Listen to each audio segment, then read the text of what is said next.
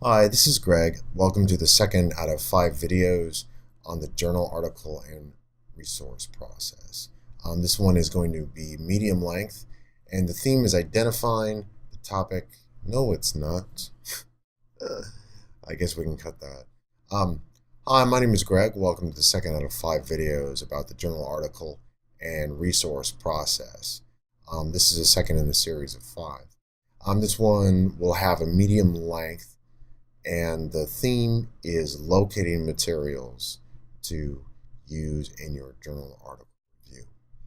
And let's go ahead and pull up or go to the library website. So as you can see, I've signed into the portal, and then when we click on the library,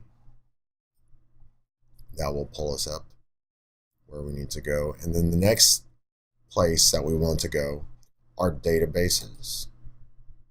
So moving to databases, and I'm going to select Gale because Gale is one of the easiest to navigate and to use.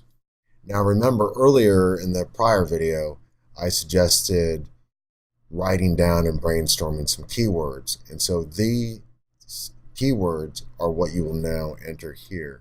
So let's just try elementary school students, or elementary school, and then we'll try video.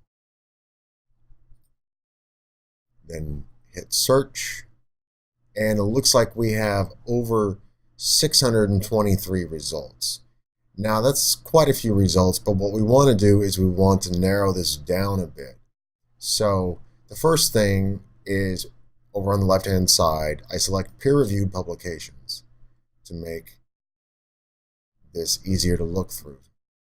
So we have nearly cut it in half. The second thing I want to do is I want to shift over to documents with full text. This means that I won't see or look at journal articles which I can't get access to. So now we're cut down to 189 journal articles. Okay, so that's a pretty good amount.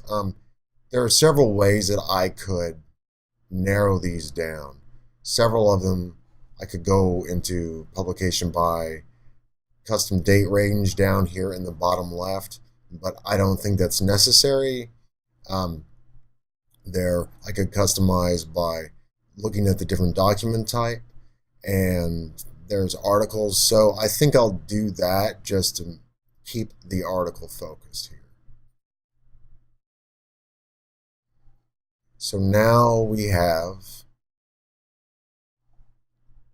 some potential articles here. And what I do is I read the title to see if that's of any interest. Virtual inquiry experiences, interact with science virtually. That sounds like it might be interesting. So notice how I'm not just clicking on it, I'm opening it in a new tab. And the point of that is that I will do this with 5 to 7 articles that potentially are interesting to me, so that I can then go review those in greater depth. Learning technology transfer may be of interest. Let's go ahead and open it anyhow. Watch and learn and produce. This is from 2011, so that might be of interest. When I scroll back up, most of these articles are from 2011, which is good because they're recent, they're current. Webcams in the classroom, 2010. That's definitely interesting. Captioned media, I like that, but I don't know that a lot of other people do. So I'll just go take a look. Digital science video library, maybe. Cartesian project, combinatory reasoning. Nah. I keep on scrolling down. Measuring digital images in math and science classroom. Let's see, this looks like it might be a specific tool or a strategy, I'm not sure. Teaching for conceptual change in space science, that looks cool, 2007. So I've selected 6 or 7 different articles here. So now that I have selected a few possible ones, now I only do this with 5 to 7 of them because if that's enough, then I'm good. If it's not enough, I can go back to this list. So I will start at the most recent one I selected.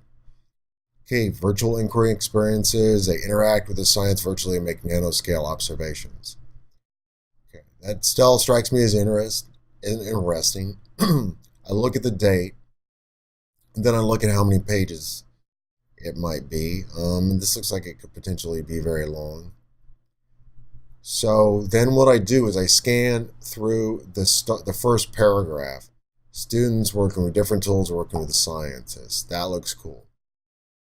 I scroll down to the back, to the bottom, and I see if there's any conclusions here that interest me. Assessment left to individual teachers, sharing observations, and then connecting to the standards. Oh, okay, so it connects to content standards. So that's probably going to be of use to me and some of my colleagues. So the next thing that I do is I know that this is of interest to me, and I know that I probably would work on it. No guarantee. So then I hit download, and it is giving me an HTML download, which is kind of a bummer. But I'll save that anyhow.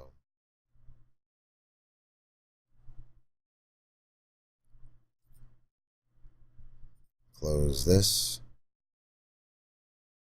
And let's see if we can open it. Make sure it works. All right, it does work. And so I do not lose track of this. I'm going to rename the file over here on the far right, virtual inquiry, so I can actually keep track of it. And we are good to go. So I can shut that tab. I have at least one article to look at. Now I go to this teaching for conceptual change in space science. That's my lovely beeper. There it goes again. Anyhow, what causes the phases of the moon? Teaching for conceptual change. So I skim the first part. I then scroll down to the bottom, look at the conclusion. They have naive views, conceptual change, and this approach enables conceptual change. And they also have some data. Looks like they're working with 6th and 8th and 10th grade. So that might be a little bit out of my range of what my interest is, but I'm going to grab it just in case I might like it next time. So I do download. And why is this not giving me PDFs? I don't know. So I download this one. Okay. And I save it. And I go make sure that it has a correct title. So this is conceptual change. Then once I've saved it, I open it up to make sure it works. It does work. So then I close the second article. Now, here's one about learning and leading with technology. It looks like it is focused specifically on software. I don't want to worry about that or think about that.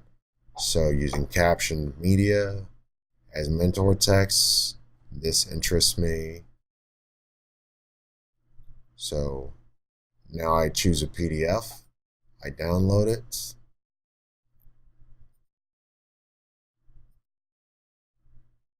And you essentially repeat this process. What you do is you find a master list of potential articles, and ideally you'll have somewhere from 60 to 80 to choose from at least. Then you do an initial skim over potentially relevant articles. Then those that look interesting to you and your specific needs, then open up in new tabs and you quickly review those to see if they're viable. I suggest that you download somewhere between 5 or 10 of them. I'm going to stop at 3 because I think the principle is demonstrated here. Once you have located the articles, you can then select them, and that's what we will cover in the next video, is selecting the actual articles that interests you.